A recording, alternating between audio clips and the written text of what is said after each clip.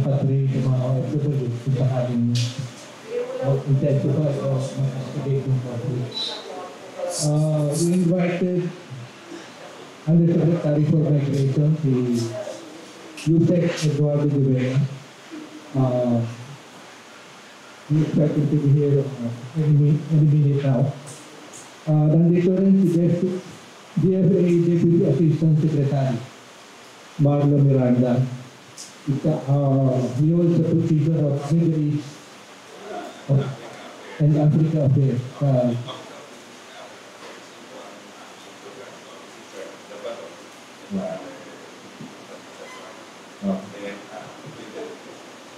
Okay.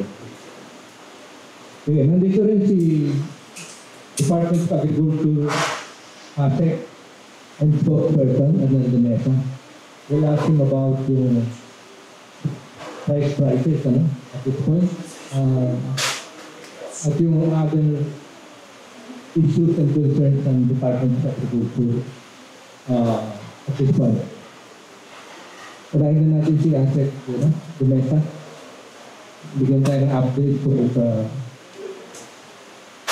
situation sa agriculture. We can also discuss siguro yung impact ng Typhoon Hidayat na malaking application niya ng dami. Sige pa. Good morning, magandang umaga po sa ating lahat. At kami po ay lubos na natutuwa doon sa we're happy but with guarded optimism yung lumabas po na bagong inflation data. Dito pong September 2024 ay bumaba palalo yung datos natin sa inflation. Sa tawag po natin ay food inflation. Yung pinaka-core inflation natin is at 1.9. But the food inflation is at 1.4 coming from 4.2 last month at 10% last September 2023. Ang main driver po nitong pagbaba ng inflation sa pagkain, ang malaking bahagi po nito ay dulot sa pagbaba ng presyo ng bigas from 15.7 last month, ngayon po ay 4.7% o 5.7% na lamang. At ang maganda rito, dito mga nakalipas na buwan, yung inflation dahil sa bigas ay consistently nasa 25-27% na level. So ngayon na nasa single digit level na siya at 5.7%. At ganoon din, sabay din na bumababa yung presyo ng iba pang pagkain. Kaya makita natin sa NCR and both kasama na rin yung areas outside of NCR ay malaki yung binaba ng presyo ng bigas. Ito ay dahilan na rin sa maraming factors. Una na rito yung pagbaba ng taripa ng bigas from 35% to 15% na unti-unti na natin nararamdaman. Ganoon na rin yung mga programa natin kagaya ng Rice for All, yung ating programa sa P29. Yung Rice for All, 5 peso lower than the prevailing market price sa mga kadiwa areas natin. At yung P29 o yung 29 pesos for the vulnerable sectors ng ating pamahalaan. And of course, yung mga iba pang programa na nailatag ng ating pamahalaan, these are the combined effects kaya mas mababa. At ang magandang balita na gusto ko rin idagdag, noong isang araw lamang ay naglabas ng kautusan ng Indian government na tinanggal na nila yung tinatawag na export ban ng kanilang non-basmati white rice. Itong non-basmati white rice, it represents 40% of the total rice na tinitrade sa buong mundo. Ganun ka-importante na inalis yung export ban. At ang maganda dito kasi mas mura yung Indian rice compared to rice ng ating ng ibang bansa. Bagamat naglatag ng minimum export price o MEP ang Indian government ng $490 per metric ton. This is still lower. When we check yung 25% broken ng Vietnam, still nasa hanggang $535 per metric ton. So malaki yung magiging epekto pa rin nitong pag-alis ng pagbabawal ng Indian government doon sa pag-export ng non-basmati white rice. So ito mararamdaman pa sa mga susunod na panahon, and we can expect, bagaman pagdating ng holiday season, tumataas ang demand of course sa mga pagkain, but because of these new developments, we can expect meron pang konting pagtig ng presyo ng bigas. At this point, we'd like to announce the presence of DFA Undersecretary Eduardo Dueña.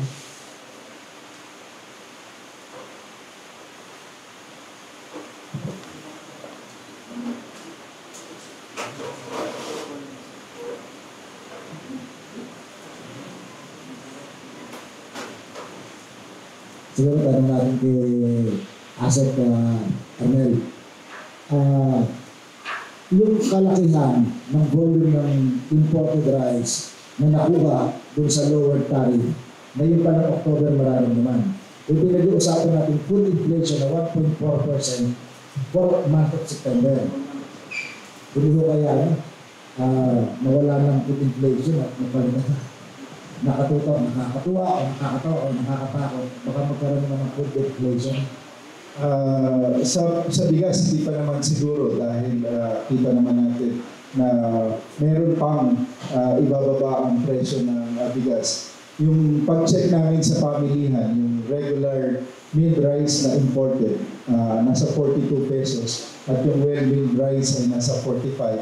Agad natin na mas bumaba pa to sa level ng 30s, hopefully in the next coming months. So, yung January to June na importation natin, on average, nasa more than 400,000 per metric tons. Yung July hanggang September, on average, nasa mga 300,000 metric tons. So, karamihan din ng bigas imported natin, darating din yan last quarter of the year in preparation for the lean season ng bago mag-anihan nitong March, April of next year. Yung pong presyo ng karne, surprising bang matatawag? Kasi hindi sumisipa at very stable ang presyo. Ang maganda kasi sa karne, bagamat patuloy yung ating challenge sa tinatawag natin na African swine fever, yung programming ng ating mga processors, industry players sa karne, second quarter pa lang nakaprogram na yan. So, unti-unti yan dumarating third quarter hanggang ngayong karamihan ng fourth quarter. Kaya we don't see any sudden spikes or changes na malakihan sa presyo ng mga karne, lalo na ng manok at saka ng baboy. And of course, gusto ko rin ibalita na yung resulta ng pagpapabakuna. After 1 month ay naging maganda yung resulta at very healthy yung mga baboy, ay lakas kumain at we're expecting and hoping na pagtuloy-tuloy ito, FDA will have the approval para sa commercial release naman. Kasi ngayon nasa monitored release pa rin tayo sa controlled vaccination. So hopefully before the year ends or early next year, meron na tayong commercial vaccine for the ASF. Totoo po ba na dati parang adaman yung mga LGU sa bakuna laban sa ESF? Pero ngayon nagtatampo daw yung ibang mayroong governor. Bakit hindi pa raw nakakarating sa kanila yung bakuna? Baliktad na. Yes, actually nakipag-usap ang mga federation ng mga agrowers sa ating kagawaran at meron silang pakiusap kagaya na nangyari sa COVID dati dahil yung nakikita nila na epekto nitong bakuna, they are requesting for emergency use authorization na habang maganda itong resulta, ipagamit na. Pero of course, meron tayong mga sinusunod na protocols. At marami rin nakapila pa ng mga bakuna na gaya sa Korea at sa ibang bansa na para matugunan itong problema natin sa ESF. So, posibleng bumaba pa rin ang presyo nitong bakuna na available sa merkado pag nagkaroon ng commercial approval.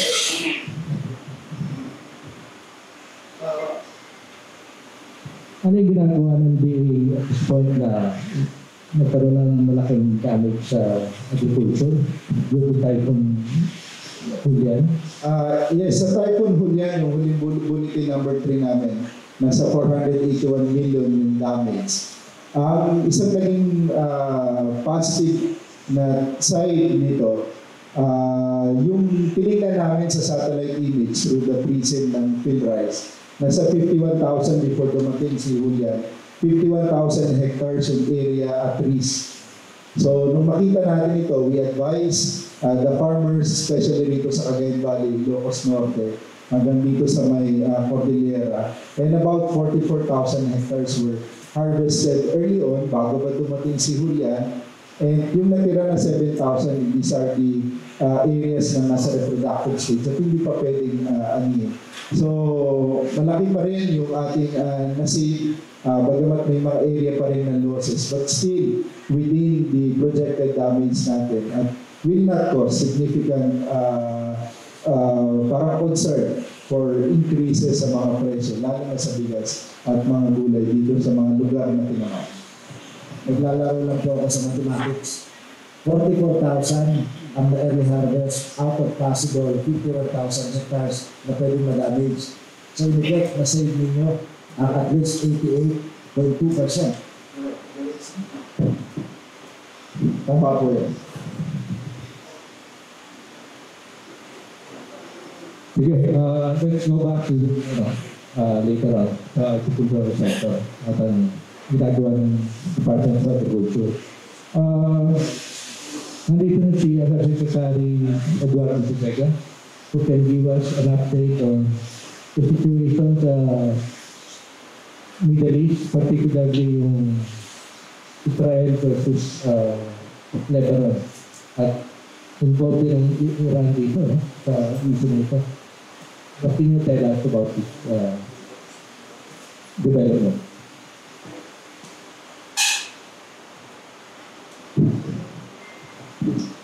Good morning.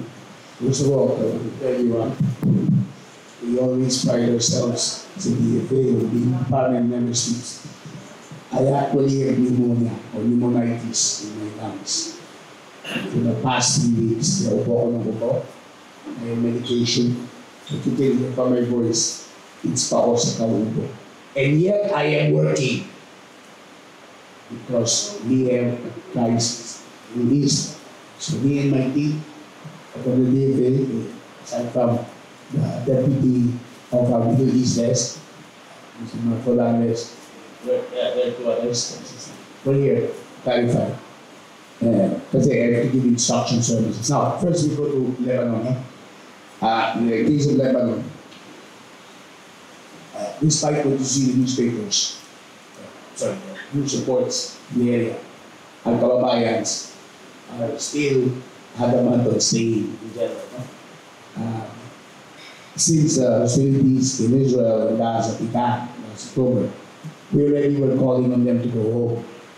Voluntary lang, but take advantage. But so far, only slightly more than 500 returned. And now, there are about another 500, pero kapalit-palit numbers by the day, it's who are awaiting repatriation.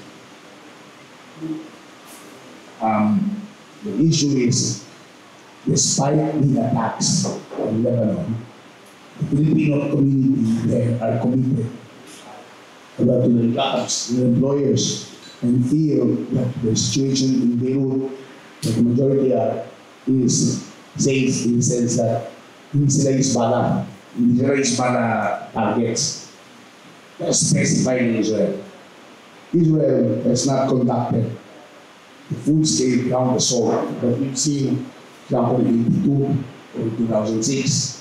So they feel, well, we're safe here.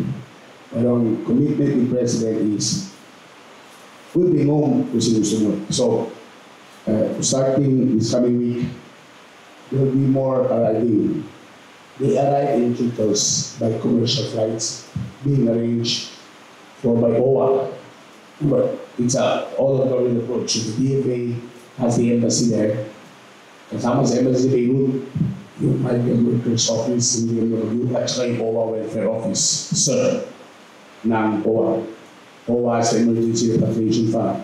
So they're paying the tickets. Meanwhile, BMW is working kung kailangan ng charter flight. They're trying to charter flight from but that's only effective if marami uwi. Rather than spend millions of pesos on only 10 passengers, 20 passengers. So, despite the troubles, the airport is working in Beirut, except it's only one airline going in or out. It's the Mid-East airline, which is the Lebanese airline. So we're booking flights there and then connecting to other cities in Manila. So we expect over 100 being booked by the end of the month. Of course, I take the opportunity to reiterate the Philippines' call for de-escalation of tension, because the world community is calling the principles of international humanitarian law. We don't want innocent civilians hurt.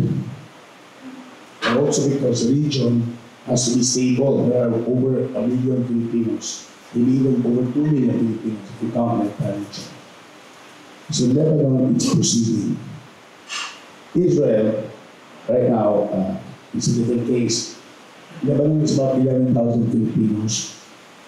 Israel has 30,000 Filipinos. They even feel more safe in Israel because they have the defense mechanism necessary to repel all these missile attacks. Of course, and I've been assigned to Israel myself, and I was in Israel last year. You don't like hearing the silence, and then you go to the shelters, and then there's this, things you see in the sky. But afterwards, you get used to it, kinakasanayan mo, Anyway, good news also, no Filipinos been injured or hurt in these incidents, no? So that was, there have been some Filipinos going home since last October, but these are mostly Filipinos who wanted to go home in Thailand. There are Filipinos who said, I don't want to be in Israel anymore, because they are also part of our diaspora in Israel. That's their home already. Nevertheless, the embassy is ready to bring home whoever wants to go home. But I can say that so far, Filipinos are relatively safe. This is not the first time that Iran has retaliated against Israel. They did that some months ago. But even within Iran, there are political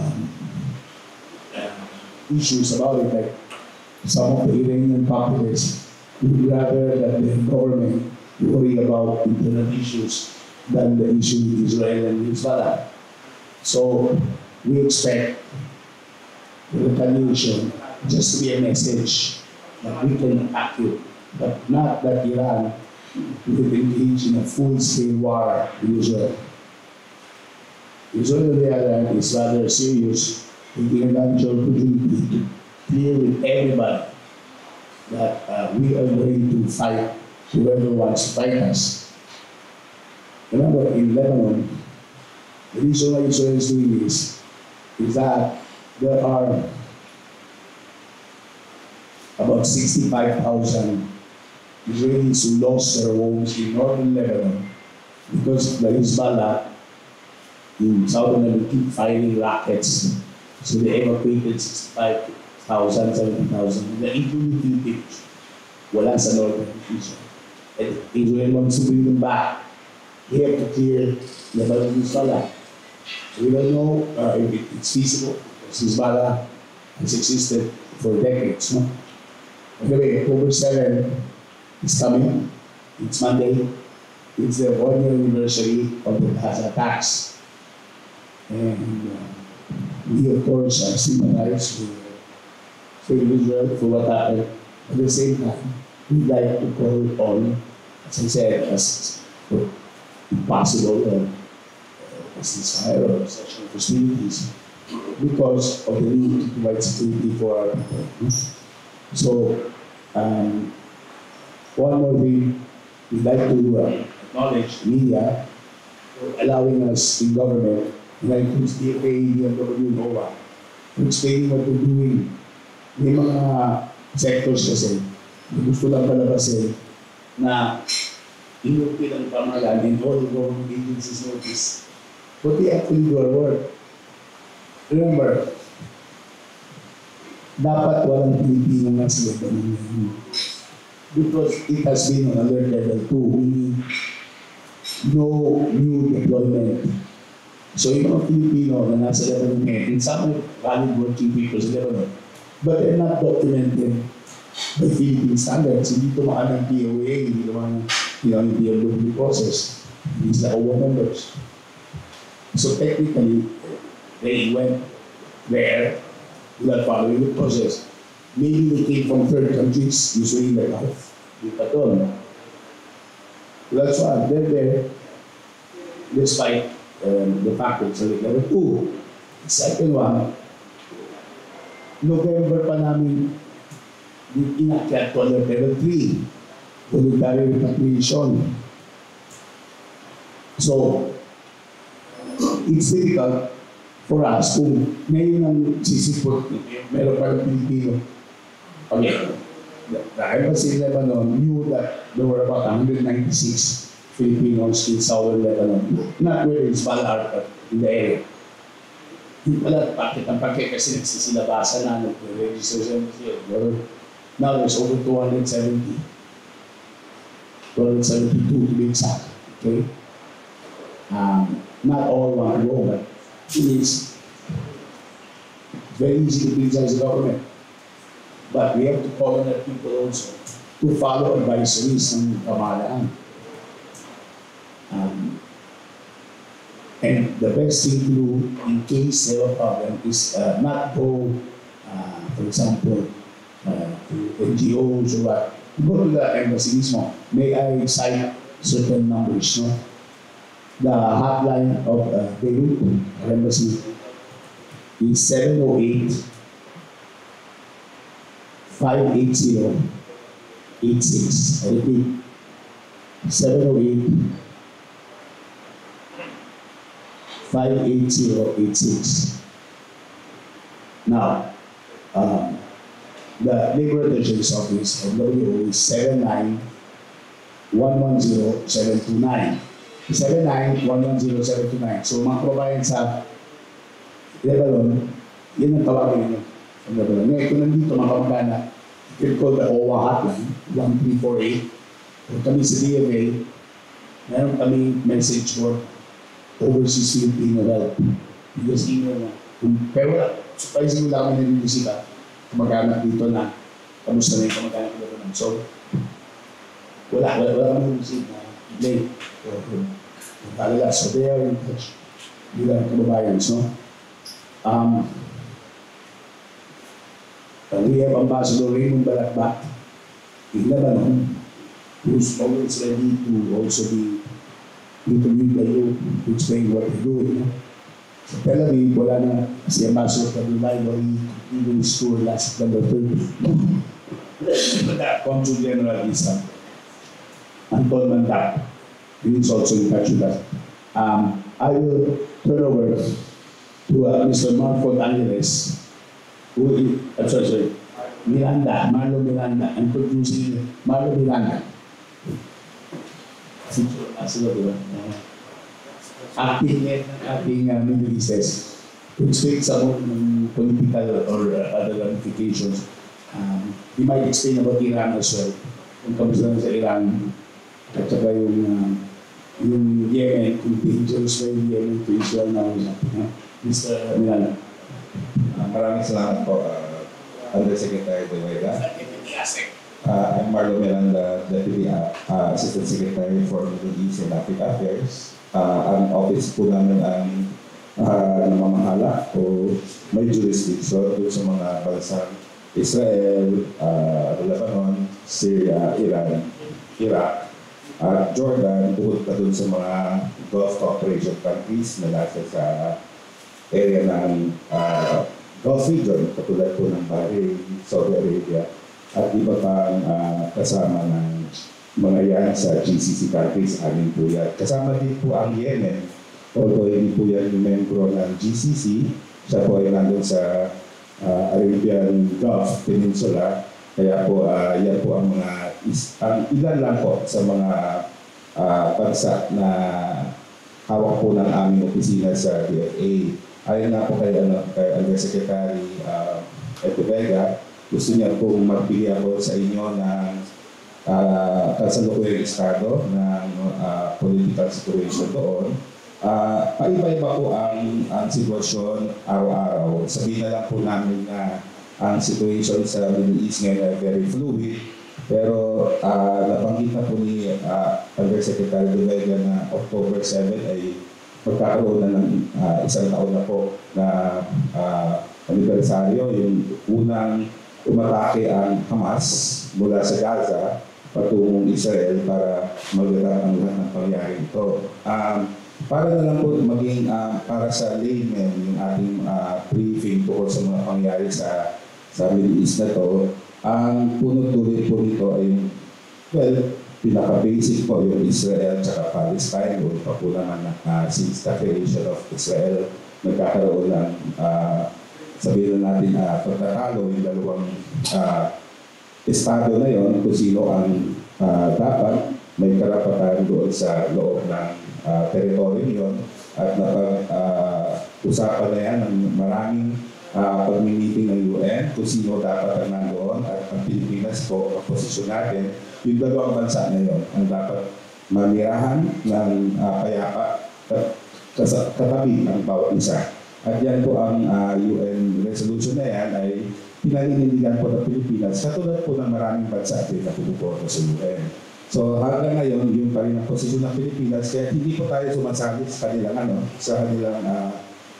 pagtatalo. Sinasabi lang natin kung ano yung sinusunod natin yung mga UN resolution ang nananaig para sa rehiyon na yan. Kaya nananatili po tayo sa ating posisyon na kailangan magkaroon ng mabuting pagsasama ng dalawang bansa.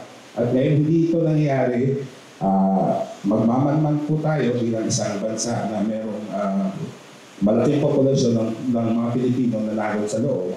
At yun ang pinaka-number one interest natin sa naturang rehiyon. So ngayong apektado ang Lebanon, doon muna tayo doon. Sabi nga ni Yusek, 11,000 Filipinos ang nandun sa Lebanon. Kasalukuyan po tayo gumagawa ng lahat ng paraan para maiikas sila mula sa kapahamakan papunta sa ligtas na lugar. Subalit, ayon nga sa aming mga datos, 1,500 plus na po ang nagpahiwatig na gusto nila lumikas, at lahat po yun talaga tinutulungan po hanggang ngayon ng gobyerno. Ang nasabi nga po ni Yusef kanina, may 500. Kung hindi pa man, ulitin ko nila po. May 500 na tayo na ilikas simula pa nung nagsimula yung mga kaguluhan ng October 7. So, may naralabi pa tayo 1,000. Yung 1,000 na yun may breakdown. Hindi ko na lang po ibibigay sa inyo yung datos na yun kasi ang naturang parte ko sa pag-brief sa inyo sa mga pangyari is ano ang kinakaharap ng mga Pilipino ngayon. Sabihin na lang natin na naniniwala tayo kung totoo. At yun ang dinideklara ng Israel na kanyang objective sa atake sa Lebanon. Nais lang daw niya na ang kanyang lulupigin.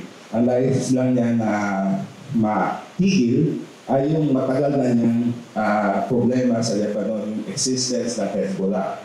Ang Hezbollah po ay isang Shia group. Kung hindi po ninyo nalalaman, ang Lebanon po ay marami pong relihiyon sa loob ng bansang iyon. Ito ay kakaiba sa buong Middle East kasi po sa Lebanon, ang constitution nila nagsasaad na ang presidente nila dapat Kristiyano. Ang Speaker of the Parliament nila ay dapat Sunni Muslim. At ang kanilang punong ministro, ang kanilang punong minister, Prime Minister ay Sunni, at ang Speaker ng Parliament nila ay Shia. So makikita nyo sa make-up ng kanilang leadership, talagang magandang demokrasya sana ang Lebanon, na pantay-pantay ang mga bawat relihiyon na mumuno doon. Sabihin na lang natin na ipagpapatuloy nila yung ganong pagkakapantay-pantay ng relihiyon. Subalit, hindi ko sinasabi na mali ito, pero ang kareliyong nangyari, ang ang Hezbollah po na isang political party sa Lebanon ay meron din po siyang milisya na talagang tinangkilik na lang about Lebanese na ito na siguro ang de facto military nila na makikipaglaban sa Israel. Dahil nga po, sinimula na kasi ng Hezbollah yung pakikipaglaban ngayon noong 1982 pa. Noong 1980s po kasi, mahapang storya po to, noong 1975 to 1990, Lebanese Civil War po yan. Ang Civil War na po yan, naghahalong politika at saka religiyon yung pinag-aawayan ng mga Lebanese. So noong 1975 to 1990, habang nagaganap po yan, meron din po silang problema tungkol sa mga Palestinian refugees. May mga problema din sila kung sino yung dapat kanilang hilingan. Nandiyan po yung Amerika, nandiyan po yung Amerika at Israel, nandiyan po yung Russia at iba-iba pang pwersa. So, nandiyan din po yung mga Arabo sa Saudi Arabia, sa Bahrain, sa Gulf countries na pwedeng merong impluensya sa maliit na bansa na to. Para sa inyong kaalaman, ang bansa po ito ay 10,000 square kilometers lang po. Kung i-compare nyo yan sa Pilipinas, ang Pilipinas po ay 310,000 square kilometers. So, ang laki ng diferensya ng bansang yan in terms of size at saka ng Pilipinas. Pero tingnan nyo na lang po kung gaano kahalaga ang maliit na bansang Lebanon para sa mga Arabo na nasa paligid niya, para sa mga Amerikano na concerned din naman sa region, at saka sa mga taga-Israel na para sa kanila, immediate neighbor po nila ang Lebanon. Katabi po nila ang Lebanon. At for your information, yung dalawang bansa na to ay technically at war pa simula noong 1982. Ang nangyari kasi noong 1982 ay para mapigilan ng Israel yung mga Palestino na naging refugee na nakatira sa Lebanon, para mapigilan nila yung mga terrorist attacks ng Israel, ng Palestino sa Israel noon, mismong sila ay pumasok ng Beirut.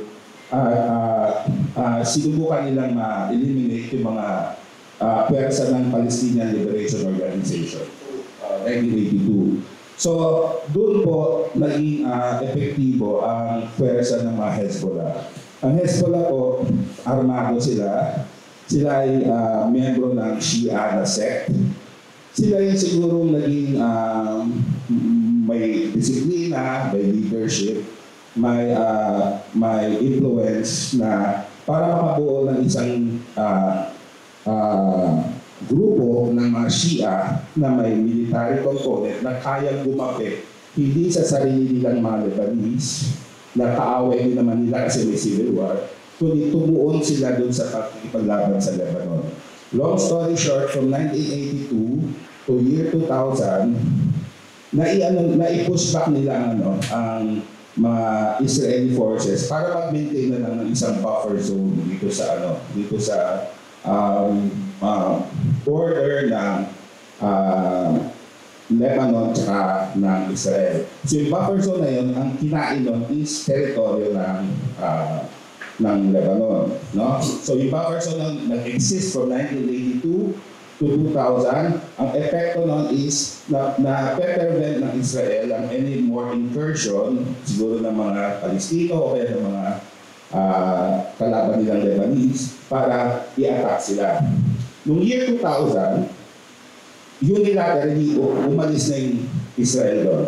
Sa paniniwala sigurong tapos na yung kanilang need para defend yung sarili nila from the forces in Lebanon na aatake sa kanila. So, ang nag-claim ng victory for that at pinaniwalaan ng lahat ng Lebanese is the presence of Hezbollah pushed them back. Kaya may credibility po ang Hezbollah sa mata ng mga Lebanese. Ito po yung politika lang at wala akong sinasabi dito kung sino kinikiligan natin. Ito yung sinasabi sa mga analysis. So, nung umalis na po ang Israel mula dun sa kanyang buffer zone sa north sa south ng Lebanon, kung titignan nyo sa mapa, nasa ibaba po ang Israel, nasa itaas po ang Lebanon, na-push back nila yung mga Lebanese na nag-maintain ng forces doon sa buffer zone para bumaba sila sa kanilang sariling border Na-maintain yan hanggang ngayon. So, year 2000, at umabot tayo ngayon sa year 2024, wala pong incursion ang Israel at walang need for that incursion. Kasi nga, sabihin na lang natin, bumaba na sila sa sarili na ng border. They felt no need to attack Lebanon or the forces in Lebanon that are against them, which is Hezbollah. Na-feel na lang yon ng Israel ngayon nung nakisama yung Hezbollah at yung mga nakikisimpatya sa kung ano nangyari sa Gaza noong October 7. Dahil mismong Hezbollah, October 9 pa lang, meron na siyang attacks yata. You can fact check this. So October 9, di ba yung Hamas incursion from Gaza into Israel is October 7. October 9, meron na yatang statement yung nasirang leader nila, si Nasrallah. Yung mga few days ago, yung tinamaan ng isang bunker-busting missile ng Israel na nakapag-level ng 6 buildings around it. Kasama na nga yung kanilang headquarters noon. Anyway, nag-issue na ng statement at sinabi na sasama sila sa gera ng mga Palestino labang sa Israel. At yun yung mga times na kasabay din ng pag-rain ng pagpapaulan ng Hamas ng mga missiles mula doon sa Gaza. Ganoon din naman, parang nag-alternate lang. Ang Hezbollah nagpapaulan din ng mga missiles niya papunta whether sa Tel Aviv or sa kung saan man umabot yung missiles nila, maybe hanggang northern part of Israel lang po yun. So ang nangyari niyan, over the 1 year period between October 7, 2023 until now, parang tit for tat na lang sasabihin natin. Hindi siya yung hindi nakatuon doon ang utak ng Israel muna. Nagbago na lang yan nung siguro na-accomplish na nila ng Israel yung kanilang motives dito sa Gaza. Na lang sila, nag-umpisa na yung nababalita ninyo sa news na nagkaroon ng cyber attack doon sa mga pagers ng mga Hezbollah warriors doon sa loob ng Lebanon. Kaya yung parang simultaneous na pasabog by one maybe message, one signal, yung pagers ng bawat ng mga Hezbollah fighters doon sa loob ng Lebanon, kaya nabalitaan natin as many as 3,000 pagers simultaneously exploded during that time. May mga na-injure at may mga napatay. Pero yung mga na-injure, although umabot man sa mga thousands, yung mga namatay, ilan lang, less than 20. Pero still, psychological ang effect nun, alam na ng Hezbollah kung ano yung kapasidad ng kalaban nila, which is Israel. So, sumunod na araw noon, yung walkie-talkies naman ang sumabog. At sumunod na mga araw, yung yung pag-atake dun sa Hezbollah leader at napatay na nila. Just recently, yung last explosion na narinig near the airport allegedly killed the new presumptive leader, si Safedin, pero wala pa po confirmation as of last night. So, ang sinasabi ko lang po by all of this is, sabihin na lang natin ang gera is not between Israel and Lebanon. Right now, what they pronounce it to be is yung gera is between Lebanon and Hezbollah. Kung madamay man po yung ibang elements sa Lebanon, titingnan po natin over the coming days. Pero as far as the news is concerned, nakita niyo po yung targeted na pag-atake ng Israel doon sa mga elements na sa Hezbollah. Ako po ay galing din po sa 2006 Hezbollah-Israel war, so I know where I come from. Ganon din ang nangyari nung time na yun, targeted yung ginagawa nila. So based on that experience, sa tingin ko, yung mga Filipinos nung nandun na noong 2006, hindi na gaanong takot sa nangyayari ngayon. Kasi alam nila, ang tina-target lang is, specifically kung alam nila kung nasa nila ko lang. Sana nga, ganon nangyari para sa kapakanan ng ating mga Pilipino natin. Okay na po. I will emphasize again po. Every time there is a problem abroad, agad expected ng Philippines, certain stakeholders, media, Congress, certain NGOs, no? You know, kapila, hindi ako sa repate. Please, we have to correct the narrative. Yung mga kababayan natin na nasa ibang bansa na, that's already their home. It's like an extension of the Philippines for them. So when they're there, they're not saying, nako, may gera dito si Sir, uwi na ako. No. They will stay. And that's why it's not practical to just elevate the alert level to alert level 4. Na kung talagang, halimbawa, Sudan, total breakdown last year. May war talaga. And there's less than 1,000 Filipinos there. Doable to repatriate them all. But in a case like Lebanon, they say they will stay. The Alman state, or Israel, which is well protected, which protects itself against attacks, no? Because of the Iron Dome, defense mechanism to shoot down missile attacks on them. They will stay. So again, kami sa DFA, and I'm sure din sa NOAA, ang usual assistance sa amin, may tatawag. Kung hindi mismong tumawag sa abroad, may kamag-anak dito na in-message kami about their kamag-anak na kailangan pati, nangamo yun. We don't have that here.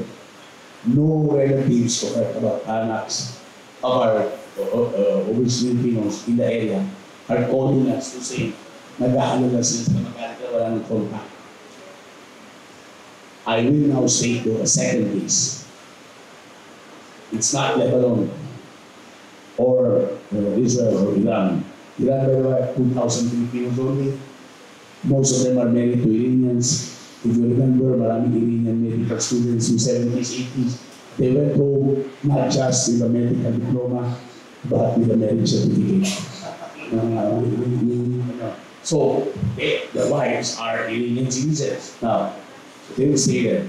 It's like, hindi naman, ang sinasalaki ng Israel, what they're threatening is a nuclear reactor of Iran. We don't expect that Iran and Israel will start firing at civilian targets. But what I'm referring to, we want the war in Gaza to end because it will affect the fate of 17 Filipino seafarers who are still being hostage in Yemen by the Houthis. In Yemen, you have the legitimate government based in the port of Aden, but there is the Houthi organization which controls the whole capital Sana'a and the western side of Yemen up to the port of Hodeida, where the ship Galaxy Leader is situated and where 17 seafarers, the Philippines, along with 8 others other nationalities, are still being held. I want to take this opportunity kasi kamag-anak ko to reassure them and the relatives that they have not been forgotten, except it's not the Philippines' call. Awak sila ng mga Houthis and they always say, nililinis sila pagtapos na yung gera. Kaya nga, tulad ng sabi ng sinayang simpatya, lahat ng organization against the Israelis or against UK and US for being supposedly top supporters of Israel. We have an honorary consul in Yemen who right now will be going again. Dangerous in Saudi Arabia, he has to, it's like going to territory na iba, na hindi control, just to meet the Filipino seafarers. So, the good news though is that they are able to contact their families at least once a week. So, difficult news is hindi pa pinapawalan. So, i-reiterate ako na minsan, the world has followed them. The Philippines was able to have the Human Rights Council in Geneva pass a human rights resolution a few months ago about the human rights of seafarers. That was also very good. So that's why the Philippines will sabi ng ating East expert. Minsan, paano tayo sa isang grupo, what? Yung gusto natin, paano tayo sa kapakanan ng ating mga kababayan sa Philippines at sa kahit anong mundo. So, That's why we're hoping for a escalation of tension and hostilities. Awa ng Diyos, hindi maakyat yung gulo. So, of course, hindi nangyari. But imagine na lang yung Philippines, especially those like me, old enough to remember the 80s, and every time may na-kidnap o may nagulo sa Mindanao, akala nung sa CNN, BBC buong Pilipinas, ganun din yung organization. So, ikaw na sa Beirut, hindi ka uwi, porque may gulo ngayon sa Southern Lebanon. Minsan, at sa Beirut, may tumamang minsan, pero parang dito yan, sa Manila, kunyari ito yung nasa Pasay City, tapos biglang may isang building na tarwahan sa Paranaque, ayun doon yung say, uy nako, no. They're there to stay. They are part of our soft power. They are part of the Philippines' projection abroad. They are overseas diaspora. They are the Filipino nation overseas. If they want to go, we will help them. And then pagdating dito, DMW, the OWA, and other agencies have financial assistance packages for them. Right now, we just want to stay there, no? Meron mga iba, alam natin, sa media, nagreklamo. We certainly hope they're not just allowing themselves to be used by organizations with an imperial making just to make the people doubt this government. The Philippines, under President Marcos and previous administrations, has developed a reputation as the leading country in protecting its citizens abroad. This is not the time of the 90s blood confrontation law. The world body knows it. So it will be most unfair to concentrate on these reports. It's not always up to the Filipinos. Experiences up to the local government. That's why nahihirapan abin tayo sa Lebanon. Nevertheless, the immigration authorities have started issuing clearances again kasi kinukulit na sila ng embassy. Only for Filipinos is para makauwi na rin. Kulitas na rin mas marami. That's the service we provide. So, they are in control. And of course, we need prayers that tulad ng analysis natin, hindi explode ito, no? Maybe something will happen on October 7 because it's the 1-year anniversary. I am saying something symbolic for the other sides to do something symbolic. But at Kawabayans, we just don't think there will be a mass desire to reproach. So if they are saying, mananatili kami dito, we respect that also. Because hindi naman naging gira tulad sa Sudan or ibang mga Ukraine. Situation not like that. They continue to receive their salaries. They have their jobs. So, it's a good situation. Isang educators, hindi nyo nakikita rito yung conflagration considering na kalaban ng Israel. Yung 3H, yung 3H, all are not state actors. Hindi ko magkakaroon ng conflagration sa village. I think the confederation exists, which is what it is now. So, it's a confederation, meaning a conflict, which is not going to be the kind of conflict that we see in war movies, for example, where the entire region becomes a wasteland. Lebanon was like that in 82. We don't see that anymore happening. Yeah, it is again, educators, yung Houthi, isa sa mga non-state actors din, nagpakita na kaya nilang makatarget sa oil refinery ng Saudi. May nakikita po ba kayong panganib para sa mga Pilipino nasa Saudi? Siyempre, gusto ng Iran. If they hate Israel, balik din naman sila sa mga Sunni.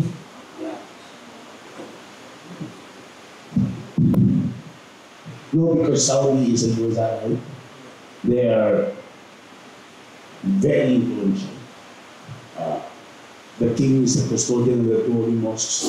So kahit paano, even the Shiite will not want to damage the country where Mecca and Medina is true. But they will be alitan between the Sunnis and the Shiites, including Iranian Saudis. But safety of our kababayan, we don't see. Oh, by the way, we also call our kababayan to just keep following advisories of the host government. So far, wala pa naman tulad ng visa. I just don't think Iran or anybody will fire continuous missiles at anywhere in Saudi. What do you think? What do you think? Hindi interes ng Houthi ngayon na ang kalaban nila Saudi noon, umpisa na rin sila. Para ang campaign na pinapalagalan ng Houthi ngayon is protector sila ng interes ng mga Palestinians, which is ang pinaglalaban nila ngayon yung Gaza. So, pangit po na sa tingin ko, mag-umpisa sila ng isang laban na hindi sila popular, which is to go at war with Saudi Arabia. Okay, Consul, siguro ito na tanay ko, nahihirapan si Yusek na magsalita. Being a Middle East expert, pinagin sa ni Yusek, ang hiling ng Houthi para pawalan yung 70 na Pilipino pag natapos ang gera. Alam po naman natin, gusto ng mga taga-Gaza, from the river to the sea. At kung hindi matatapos ang gera nito. Hindi natin masasabi kung lahat po ng Gaza ay ganyan din ang sinasabi. Ang nangyayari na po ngayon is parang gusto i-promote ng mga tao talaga yung UN two-state solution. Hindi pwedeng magkaroon ng iisa lang na bansa. At saka hindi sila makikipag parang mawawala ang simpatya ng ibang mga may simpatya ngayon sa mga taga-Gaza kung sila mismo sabi nila they want either sila lang nandiyan walang Israel or vice versa, Israel lang walang Palestine. So, hindi makukuha ng dalawang bansa ito simpatya ng buong mundo ngayon kung ipapalaganap nila na isa lang sa kanila dapat nandiyan. Kung anong ibig sabihin, gusto para lang pakawalan, kailangan wala ng Israel. No, they didn't say that. They didn't say that kailangan pura ng Israel pag pakawalan. Okay, that's very unlikely going to happen. They keep insisting, hindi na dapat sinasaktan ng Filipino sa Gaza. Mga Palestinian sa Gaza. So in other words, yung tunang operation ng Israel sa Gaza. Kaya po Yusek na buko po ang attention ko ng ilang mga ligamen. Kasi sinabi niyo, never been sa history ng Pilipinas na well-protected. Pinatagay ang mga Pilipino na nagtatrabaho sa ibang bansa. Dahil po ba nag-uusok? Nag-umagamit ng sa isang ito para magalit sa gobyerno? It's a democracy that will be Sige po. organization. So we know, but that's a democracy. There is an advantage sometimes may nalili kaming kaso na hindi pala namin alam. Diba? So, pero dahil sa kanila, nalaman namin, but I really siya na, well, they really want mga kababayan, no? Or mga kababayan, we want help. Okay. Diretso sa amin. Hindi sa ibang grupo. Sige po. Ano po yung nag-uudyo? Kasi considering na alam natin kung gaano high profile ang stand ni Pangulong Marcos sa geopolitics. Hindi bang nag-uudyo na magalit ang tao kung magkaroon ng doubt sa national leadership? Foreign or local? I think it's not just whoever's the president, it's NGOs. Local po naman yan, hindi local. Hindi po sige.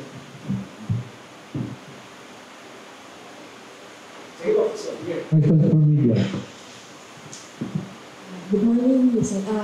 Asset Marlo. Joyce Rocamora po from DND. Clarification lang po, since you've mentioned exit clearance, there are some Filipino community members, not leaders po, who reportedly wanted to go home but are unable to do so because their Lebanese employers refuse to release their passports. How are we addressing this? And some of them are actually suggesting na we raise the alert level so as to compel yung employers na Okay, one thing, even at level 4, it's only practical to alert it, keep at do it with the cooperation of those government. In other words, I keep mentioning Sudan. The Sudanese themselves, so one thing, foreigners to leave Sudan para yung masaktan. Now, hindi ko na tanong, the Lebanese soldiers say, oh, don't leave, stay. Okay, so it's going to be hard to with the alert level 4. But let's talk about this. This is a phenomenon that happens not just in Lebanon, pero saan when employers don't want to release that. We can do, walang passport, we can always issue travel documents for them to go home. Now, it will be complicated to get the exit clearance to hire a new employer, but pwede paglabanan. And we will use our national fund to be away, maaaring din also use their own funds to pay penalties that we pay. Kasi, by the way, alam mo yung decision ba? DFA handles non-OWs, DMW handles non-OWs. But when we're talking about situation level, nagiging blur na yan, basta tulong na lang. So, I already gave instructions to the ambassador. Assert sa Lebanese government yung design ng mga Philippines, including those na nagpaiwating na ayaw lang yung isang Lebanese employer, we'll pay whatever needs to be paid in terms of the exit clearances, no? It's a lang issue. So, we'll find a way.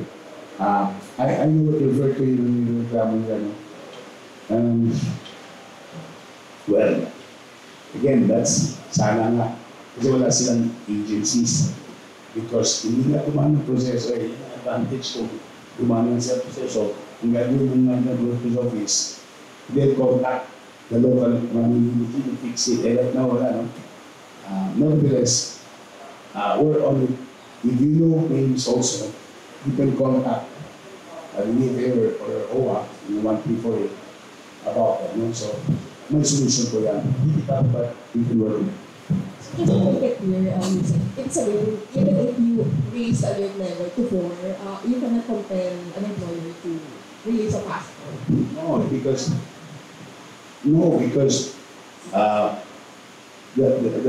that's between the employer is violating the law. Dapat tawag ng Filipina, but we know the reality. But raising the alert level, well, employer will say, I don't want to release you. That's why we have to work with the government, no? But we need to add more why we're not alerting, why we're not raising the level. We've told the press in the past, no, since October 7 pa, we were encouraging the Filipinos to avail of the repatriation without needing to go to alert level 4. Yung status ng operations ng Beirut PE, Philippine Embassy Beirut, parang nasa alert level 4 na rin.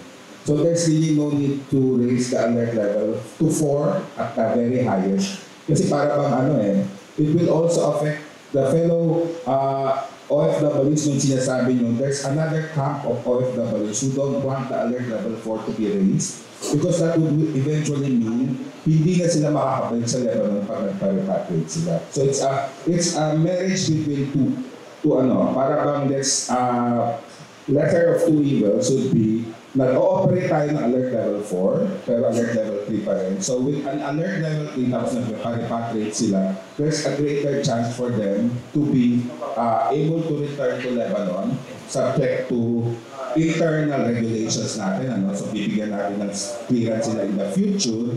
Theoretically, bibigyan natin yan kasi magkakaroon naman din siguro ng peace eventually sa Lebanon at kailangan silang bumalik doon. Kasi yung mga experience na nasa 2006 na sinabi mo, kasama ako doon, ayaw nila na i-force ang kanilang repatriation kasi dahil mandated ang repatriation na sinalihan nila, hindi sila makakuha ng clearance para bumalik sa bansa, pinilit sila talang alisin doon, babalik sila. Yung para bang it's against the principle of mandatory evacuation na pagkatapos ng ilang buwan, babalik ka ulit doon.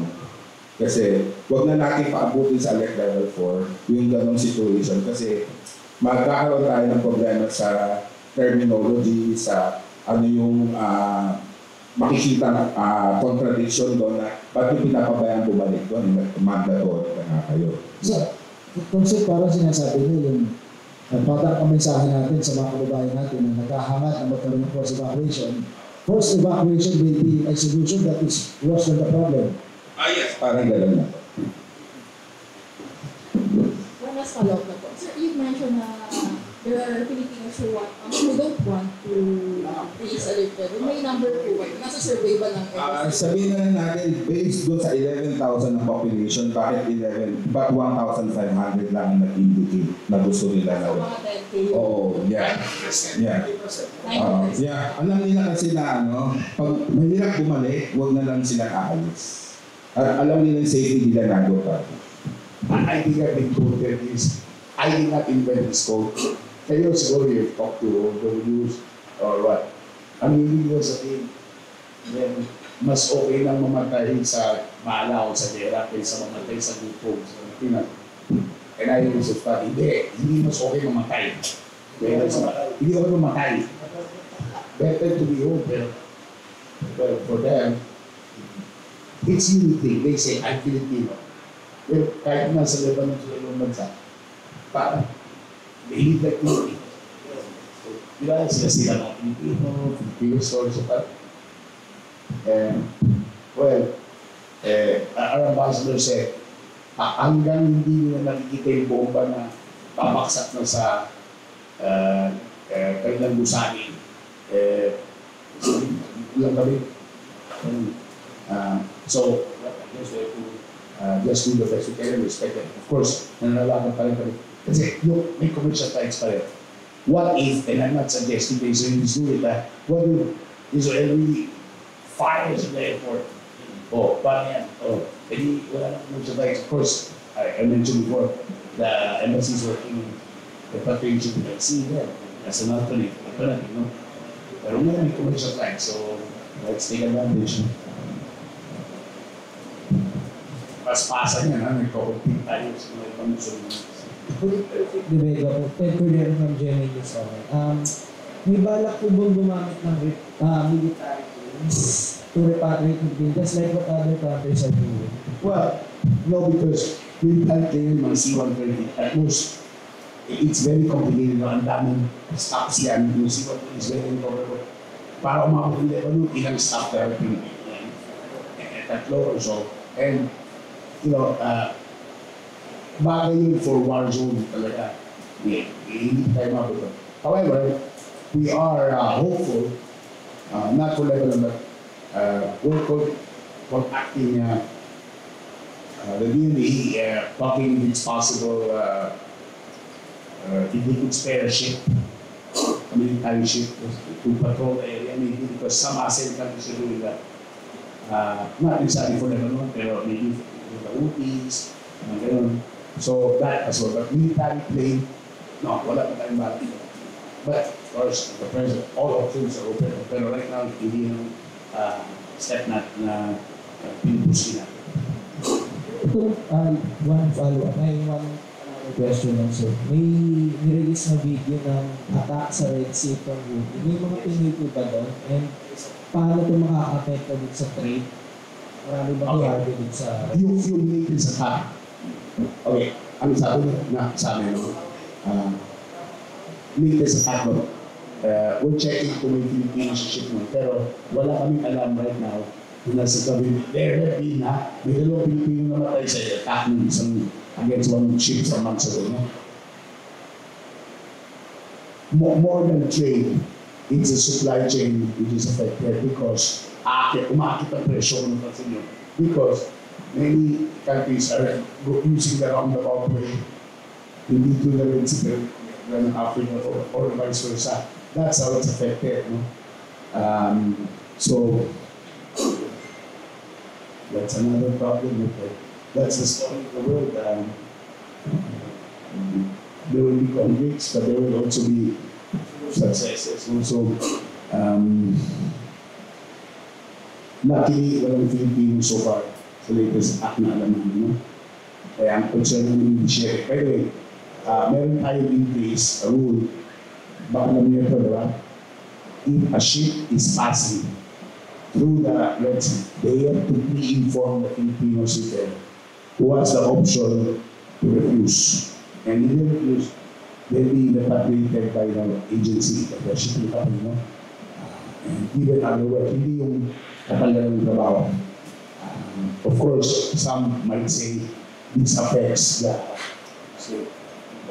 competitiveness, desirability. But our seaters are the best in the world, so they're not suddenly saying, wag na. A lot of seaters, despite that rule, are saying, okay, didiretso sila because inaakit yung bayad eh, kung lataan sila doon. Well, importante lang may protections na lang, no? But what can you do if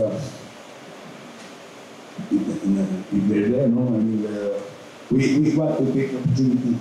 We will let them, but India, the Indian Navy once rescued some Filipinos who were on a ship which is so those months ago, but we'd like to thank them again. That's why we're asking the Indian Navy to take a step. Of course, I will not go to this issue, but we know why the Philippine Navy also needs the ships in the Philippines or in the region. I really know why. So we understand also they can spare a ship to May tanong ko dito, pero tatanong ko muna sa inyo kung gusto nyo sumagot. Tungkol po kasi sa espionage yung tanong eh. Ikaw, sa mga tanong.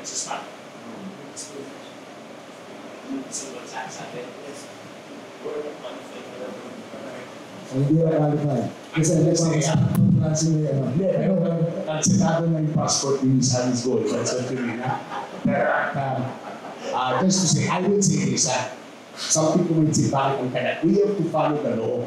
We can't just cancel somebody's passport. Kaya kung natin, sabihin nila, we cancel because we have to follow the new passport law na kailangan may court order. So, that's why it will take time to just suddenly cancel the passport. We can guarantee you walang DFA persons who are in league with these spies.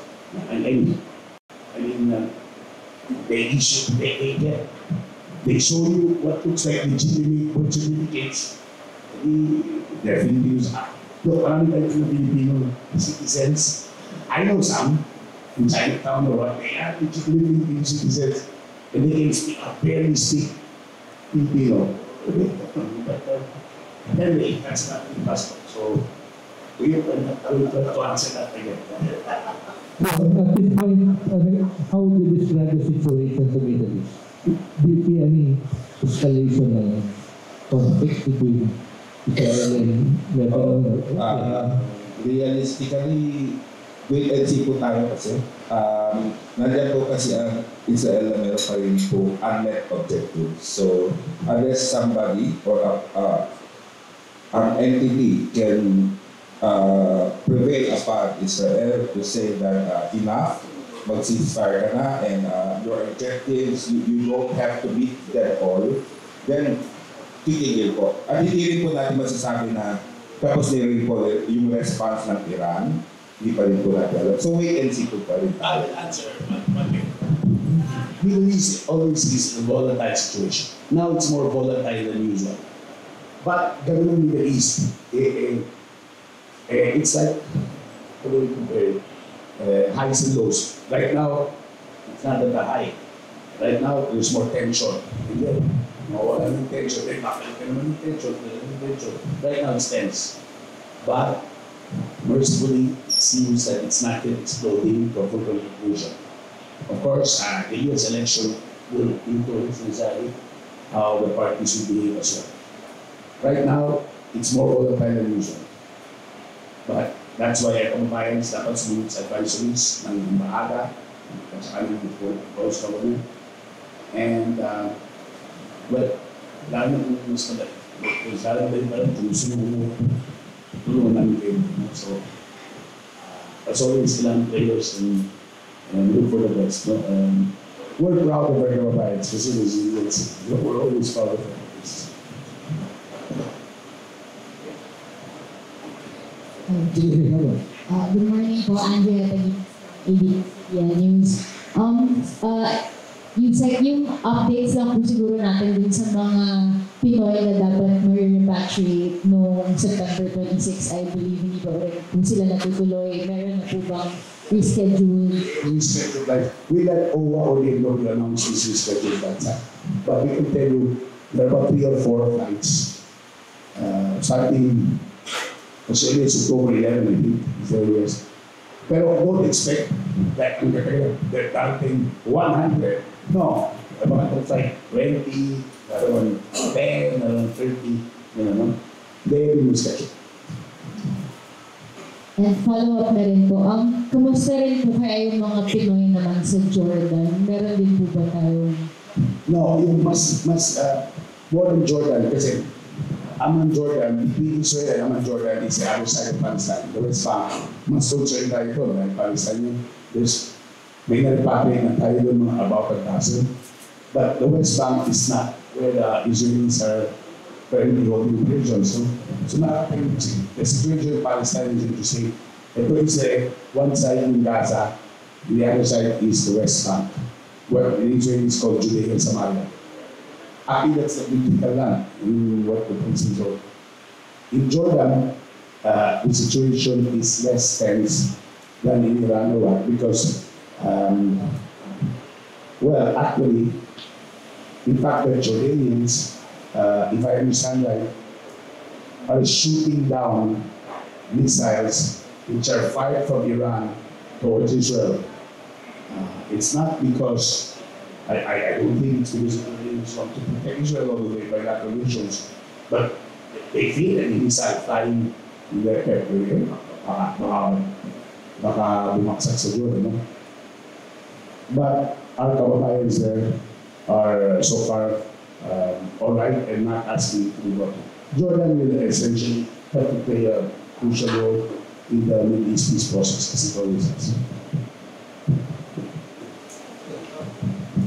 Okay, last na lang po from me. Na-mention po kanina na October 7 nga yung magiging anniversary and possible na magkaroon ng to commemorate, to mark the first year anniversary of the Gaza conflict.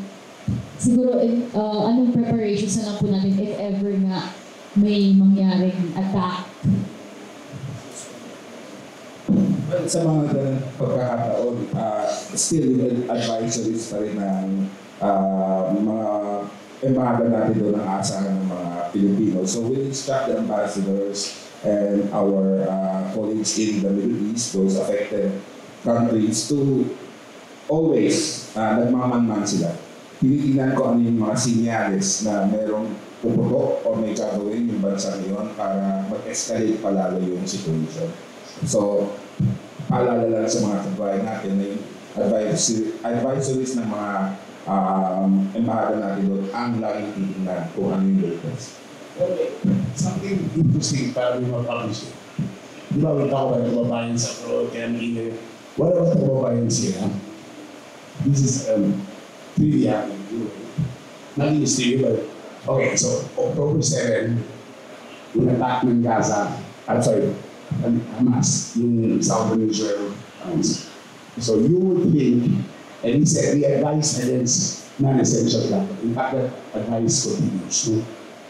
But according to sources in Israel, a few days after that attack, meron pa yung mga Filipino arriving in Israel from the Philippines for religious tourism.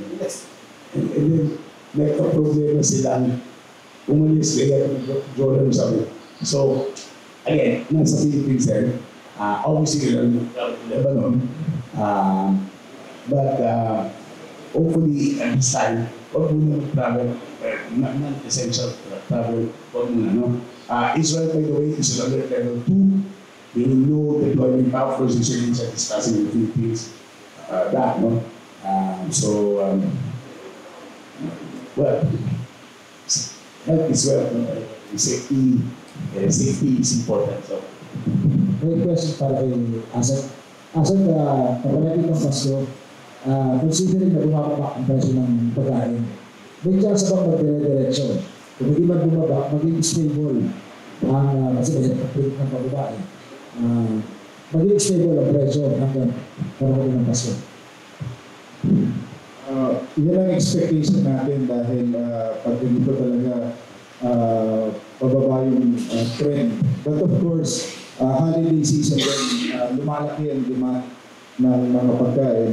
So we're expecting na walang sudden spikes, lalo na sa pagtaas. But we do not see rin naman yung mabilis din na pagbaba. So we see parang guarded optimism And pagdating ng January next year, doon makakakita tayo ng mas paggalaw ng mga presyo ng bilihin. Mas malaking chance na mas bumaba. Kasi po yung presyo ng pagkain, pag bumababa, natutuwa ang mga urbanites. Nagre-reklamo naman yung mga nasa rural areas.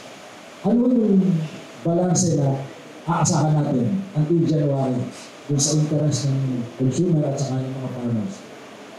I'll be particular about rice. Sa ngayon, ang presyuhan ng NFA Council sa palay, pagbili ng farm gate price, ay nananatili doon sa sariwa at between 17 to 23 pesos at yung sa dry, 23 to 30. This is relatively higher pag ganitong wet season at relatively higher din compare sa mga binibili ng mga private traders.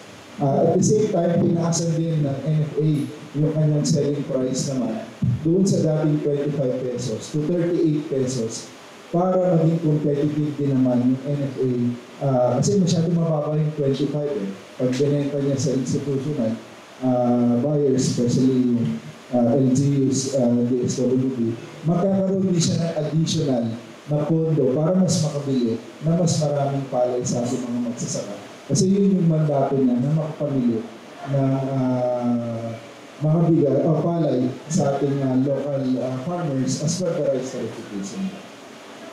Pagdating naman sa karoon, ang expectation natin until and unless masolve natin yung problema sa through vaccination, challenge pa rin sa atin yung local production. So, ang imports will still play a major role para ma-stabilize yung presyo ng karne, lalo na sa baboy. Yung manok, wala tayong problema. We have very sufficient supply locally, pati na rin sa itlog. So, ang talagang concern lang natin is yung baboy. Ako, last week sa Bipar, Director Bidera, na nabawasan yung fish catch dahil lalo na sa West Philippine Sea. Pero huwag natin pa naman sa West Philippine Sea sa sabi niya na iba na lang kagabi ito eh. Paano masosol ito? Saan babawin yung nawawalang volume o yung hindi nakukuha sa West Philippine Sea para tumaas ulit ang availability ng isda sa ating bansa? Actually, for the past 20 years, na-reach na rin ang ating bansa yung peak ng marine harvest. So, ang focus ngayon na fisheries natin is yung aquaculture and mariculture. Lumalaki yung production natin sa tilapia, sa bahos, and doon sa pompano, and yung iba pa na, kagaya ng barangay, at iba pa klase ng marine products. So, the focus really now is how to further strengthen yung ating capture, tawag ito mariculture and aquaculture para kung hindi man umangat yung ating captured fisheries, mabalance natin sa pamamagitan nitong pag-aalaga natin ng isda sa ating mga fish ponds. Yan po para makumpleto yung storya. Ilang porsyento ng isda ang galing na sa pag-aalaga kumpara dun sa isda na galing sa wild? Patuloy na bumababa yung isda, yung captured fisheries, at patuloy na tumataas yung inaalagaan natin ng mga isda. So, ano yun, masyado ng malaki yung pagbabago. Sa ngayon, ang West Philippine Sea, yung bangsa doon, problema naman na ng DFA. Pero yung isda, sagot na Ang hindi. problema yung isda portion kasi yung isda. Yung West Philippine Sea mismo, we don't iba yung isda ba? It's more of yung underwater resource, yung natural gas.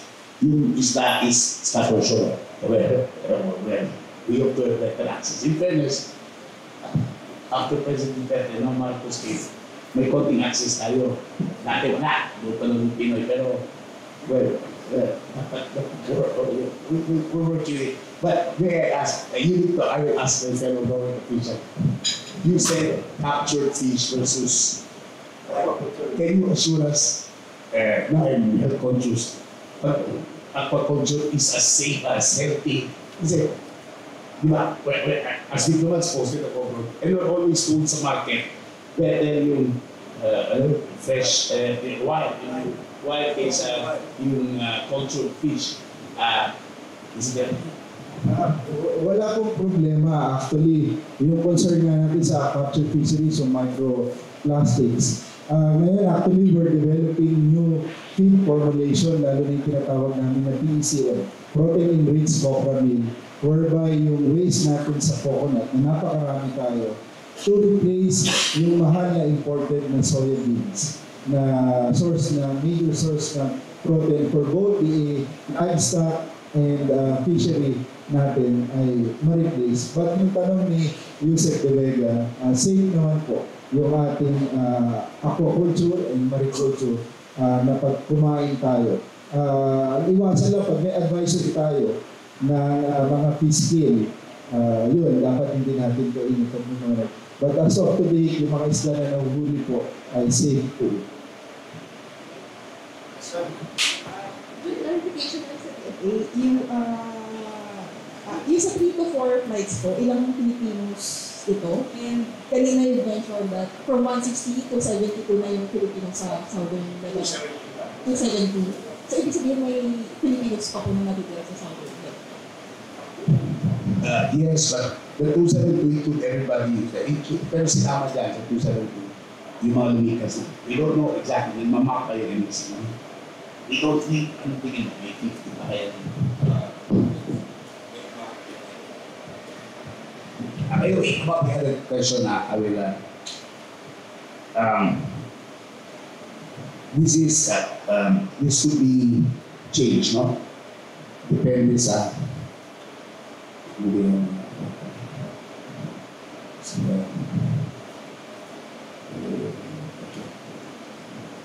okay, there are a few flights. I can tell you one flight may naka-book ng 3. Another flight may naka-book na 44. Another flight may naka-book na 29. With pax ng persons. Another flight may naka-book na 51 pax. 127 persons. Again, one flight is 3, another flight is 44, another flight is 29, another flight is 51.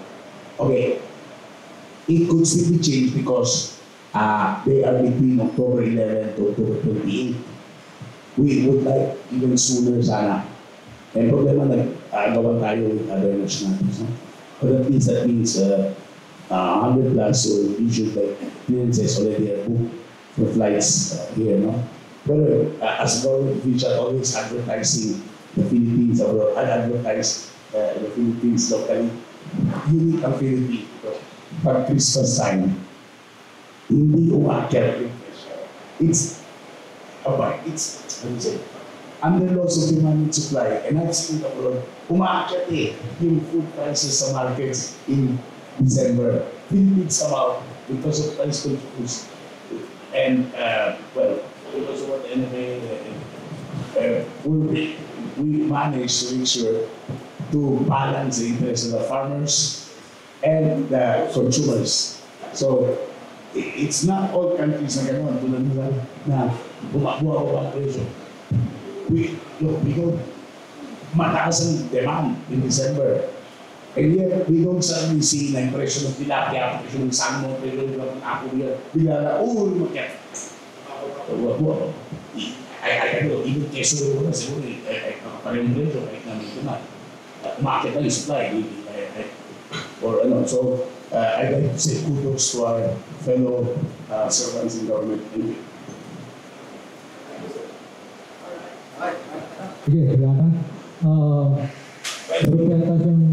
I will not give those dates. Let the OR be able to give it. Please. Kasi ayaw namin magsisiputan kayo sa airport. Sorry, what's the question?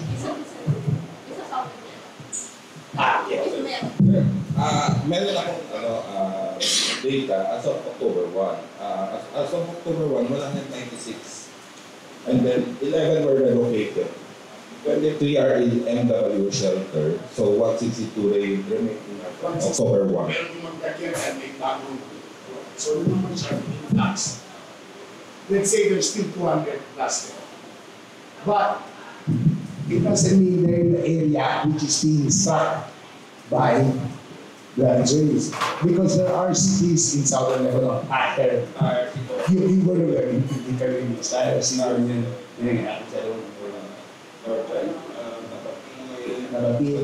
Oo. Pero kung saan mismo yung mga Hizbullah appear, as far as the only Filipino might there is a sub-UN employee yata eh. Something like that. So, of course, papahan na rin ang buhay natin. Let's just hope that Israelis will be able to improve their operations for the betterment of the region. So, since sa 270 plus, wala na Filipinos doon na nakikita sa Southern Lebanon. Meron pang over 200 sa Southern Lebanon cities. Pero ang area mismo na sinasalakay ng Lebanon, ng Israelis, walang Pilipino. Sa border. Pero makikita Lebanon na from the border to Beirut is only a 2-hour drive or 130 kilometers. So that's once the Israelis like in 82 start sending tanks in, it's not going to be long for them to reach Beirut, but that's not the plan, no? The Israelis have said.